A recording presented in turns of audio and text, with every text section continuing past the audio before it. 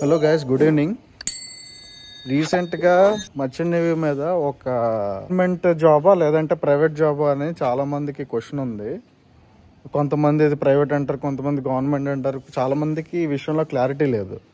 So ఆ clarity నేను క్లియర్గా చెప్దామని వచ్చాను. యాక్చువల్గా మర్చెంట్ నేవీ అనేది ప్రైవేట్ సెక్టరే, కంప్లీట్లీ ప్రైవేట్ సెక్టర్. ఎందుకంటే ఒక మర్చెంట్ నేవీలో ఒక కంపెనీ ఒక షిప్స్ మెయింటైన్ చేస్తుంది. ఆ షిప్ని మనకి హ్యాండ్ ఓవర్ ఇచ్చి వాళ్ళు మనల్ని ఈ కార్గో ఆపరేషన్స్ కానీ మెయింటెనెన్స్ కానీ ఇవన్నీ దానిలో మనం ఎంప్లాయీస్. మనం మన కంపెనీ షిప్ ఒక కంపెనీకి ఫర్ సపోజ్ ఒక 10 షిప్స్ ఉన్నాయనుకోండి. ఆ 10 షిప్స్ని మనకి ఎంప్లాయ్మెంట్ కింద పెట్టుకొని వాళ్ళు దాన్ని మెయింటెనెన్స్ చేయడం, దాన్ని బిజినెస్ కింద వాడతారనమాట. కార్గో ఇంపోర్ట్ ఎక్స్పోర్ట్ చేయడం, కంట్రీస్ వైడ్గా తిరగడం ఇవన్నీ. సో ఇది కంప్లీట్లీ ప్రైవేట్ సెక్టరే బిజినెస్ వైజ్గా. బట్ దీనిలోకి ఇది అండర్టేకెన్ బై డీజీ గవర్నమెంట్. అంటే అండర్లో ఇది ఉంటుంది డీజీ షిప్పింగ్ అంటారు దాన్ని. ఈ డీజీ షిప్పింగ్ త్రూ ప్రతిదీ అవుతుంది అనమాట. ఇప్పుడు బిజినెస్ అవుతుంది, but still they are under DG shipping అన్నది completely government kind of thing అనమాట. సో వాళ్ళ అండర్లో ఈ ఆపరేషన్స్ ఏవైతే లైక్ ఈ కంపెనీస్ పెట్టడం కానీ లేదంటే షిప్స్ కొనేసి దానికి ఆపరేషన్గా వాడడం, ఇవన్నీ కూడా వాళ్ళ గైడ్ లైన్స్ త్రూ అవ్వాలి. సో ఇది కంప్లీట్లీ ప్రైవేట్ సెక్టర్. దీనిలో మనకి ఎలాంటి పెన్షన్స్ ఉండడం, లేదంటే గవర్నమెంట్ సెక్టర్ లాగా అంటే తెలుసు కదా, ఇప్పుడు ఇండియన్ నేవీకి, ఎయిర్ ఫోర్స్కి అండ్ మిలిటరీ వాళ్ళకి వీళ్ళందరికీ ఎలా అయితే బెనిఫిట్స్ ఉంటాయి అన్ని బెనిఫిట్స్ మనకు ఉండవు. బట్ పే ఎక్కువ మనకి. అండ్ రిమైనింగ్ ఈ కంట్రీ వైడ్గా తిరగడం ఇవన్నీ కూడా మన మర్చెంట్ నేవీలో ఉంటాయి, బట్ అందరికీ అది ఉండవు. సో ఇది అయితే కంప్లీట్గా ప్రైవేట్ సెక్టర్ మాత్రమే. మీరు ఇది గవర్నమెంట్ సెక్టర్ అనుకొని ఎవరైనా మీకు అడిగినప్పుడు క్లియర్గా చెప్పండి, ఇది ప్రైవేట్ సెక్టరే, బట్ అండర్టేకెన్ బై గవర్నమెంట్ పెట్టిన రూల్స్ ప్రకారమే ఇది అవుతుంది, అదే ఫాలో అవుతుంది కూడా. సో మీరు ఇది గుర్తుపెట్టుకోవాలి.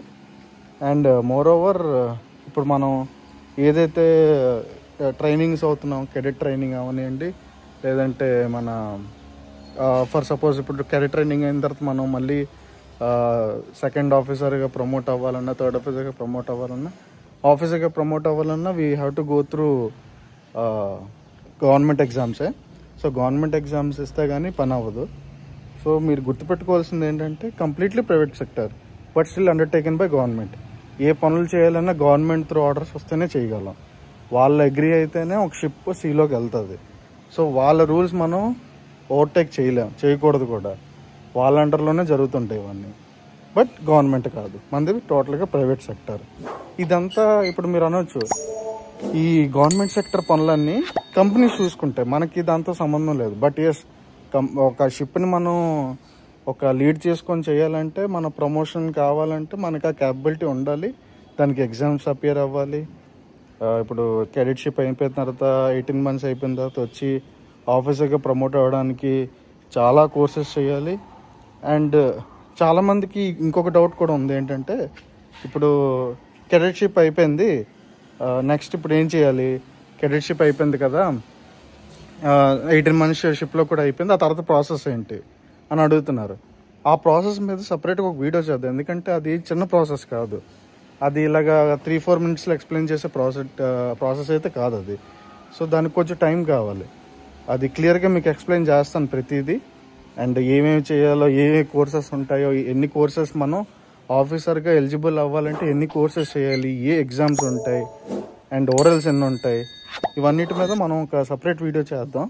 బట్ ఈ వీడియో మాత్రం ఎవరైతే గవర్నమెంట్ అని అనుకుంటున్నారో వాళ్ళ కోసం, గవర్నమెంట్ అయితే కాదు. ఇది completely public sector and private sector. ఇంకా దీనిలో ఎలాంటి సందేహం లేదు. ఎందుకంటే మనకు వచ్చేది కంపెనీ నుంచి వస్తాయి డబ్బులు, గవర్నమెంట్ నుంచి రావు. సో కంపెనీ పే చేస్తుంది. బట్ కంపెనీ షిప్ని రన్ చేయాలంటే సర్టెన్ గవర్నమెంట్ రూల్స్ ఉంటాయి. ఇప్పుడు మనం ఫర్ సపోజ్ ఒక కార్ కొంటాం, కార్కి రిజిస్ట్రేషన్ ఇవన్నీ కూడా గవర్నమెంట్ నుంచి అవుతాయి మనకి. అలా అని చెప్పి కార్ గవర్నమెంట్ అనలేం కదా, ఇది అలాంటిదే అనమాట. సో ఐ హోప్ చిన్న ఎగ్జాంపుల్ ఇది మీకు అర్థమైందని అనుకుంటున్నాను. And next video cadet ship తర్వాత ఏమేమి చేయాలి, మొత్తం ప్రాసెస్ మనం డిస్కస్ చేద్దాం. ఎందుకంటే అది చాలా వాస్ట్ సిలబస్. అది ఇలాగా 3-4 మినిట్స్లో చెప్పే సిలబస్ కాదు. సో ఆ నెక్స్ట్ వీడియో కోసం వెయిట్ చేయండి. అండ్ నెక్స్ట్ వీడియో అదే అప్డేట్తో వద్దాం. See you all and thank you so much. నేను అసలు వీడియోస్లో యాక్టివ్గా లేకపోయినా కూడా మీరు నన్ను ఇంకా సపోర్ట్ చేసి ఇంకా వ్యూస్ వస్తున్నాయి.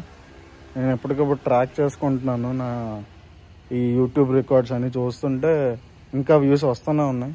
ఇదంతా మీ వల్లే. అండ్ ఇంకేమైనా డౌట్స్ ఉంటే కామెంట్ పెట్టండి. ఇప్పటి నుంచి నేను కామెంట్స్ కూడా చూస్తాను. బట్ ఆల్రెడీ చెప్పిన టాపిక్స్ మీద మళ్ళీ కామెంట్స్ పెట్టే దయచేసి మీరు మళ్ళీ ఆ వీడియో చూస్తేనే బెటర్. ఎందుకంటే ప్రతి డౌట్కి నేను చాలా వరకు కెడెట్షిప్లో ఏమేమి చేయాలో, మర్చిన లైఫ్ ఎలా ఉంటుందో అన్నీ కవర్ చేశాను. ఇంకేమైనా అవి కాకుండా ఇంకేమైనా డౌట్స్ ఉంటే శాలరీస్ అవన్నీ ర్యాంక్తో పాటు మీరు వన్స్ దీనిలోకి వచ్చాక మీకే తెలిసిపోతాయి. అండ్ దీనిలోకి రావాలంటే కూడా దాని మీద కూడా ఆల్రెడీ చాలా వీడియోస్ చేశాను. ఏ ఇన్స్టిట్యూట్స్ బాగుంటాయి, ఏ ఇన్స్టిట్యూట్స్ బాగోవు, అండ్ స్పాన్సర్షిప్ ఎందుకు ఇంపార్టెంట్, వీటన్నిటి మీద కూడా ఆల్రెడీ నేను వీడియోస్ చేయడం అయింది. అండ్ నెక్స్ట్ ఇవన్నీ ఒక వంతు. ఇప్పుడు మనం ఏదైతే 18 months ట్రైనింగ్ అయ్యాక వస్తామో అప్పుడు చాలా పెద్ద ప్రాసెస్ అనమాట. అది ఆల్మోస్ట్ ఒక 1.5 year ప్రాసెస్ అది. సో ఆ 1.5 year మనం చాలా కరెక్ట్గా అవన్నీ చేసుకుంటే టైం టు టైం ఆఫీస్గా ప్రమోషన్ అవ్వడం పెద్ద మ్యాటర్ కాదు. బట్ ఎవరైతే ఆ టైం లైన్ మిస్ అవుతారో వాళ్ళకి లేట్ అవుతూనే ఉంటుంది. సో దాని మీద మనం సపరేట్గా వీడియో చేద్దాం. And see you all in the next video. And thank you for your support once again. ఎవరికైనా డౌట్స్ ఉంటే కామెంట్ చేయండి ఈ వీడియో కింద.